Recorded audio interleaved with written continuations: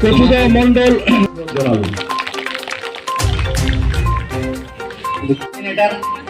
रघुनाथ बसुमतारी महोदय ইয়াত उपस्थित आमार सराइबिल मंडल समितिर प्रेसिडेंट माननीय निर्मल पाल महोदय आमार ইয়াত उपस्थित सम्मुखत आपनालोकर ओचरत सदाय आछे।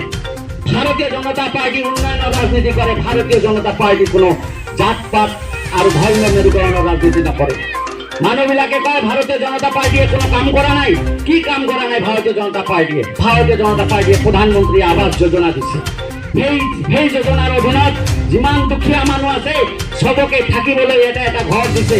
বৰষুণ আৰু ৰ'দৰ পৰা নিবা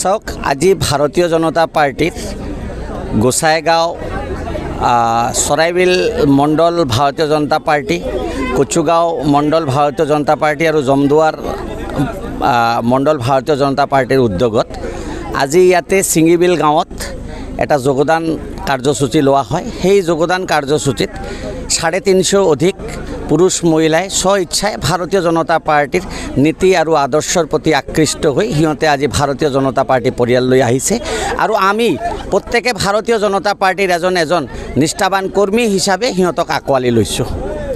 স্যাৰ মানে কোনটো দলৰ পৰা মানে আজি বিজেপি দলত যোগদান কৰিছে? চাওক, দল বুলিলেতো আমি এইটো কোৱা ঠিক নহ'ব। দলটো আজি ইয়াৰ আগতে যিবিলাক দলে ইয়াতে ৰুলিং কৰি আছিল সেইবিলাক দলৰে হ'ব। কিন্তু আজিৰ দিনত গোসাইগাঁও 28 নম্বৰ সমষ্টিত এতিয়া আৰু কোনো দল হৈ থকা নাই। অকল এটাই দল হৈছে, এইটো ভাৰতীয় জনতা পাৰ্টি।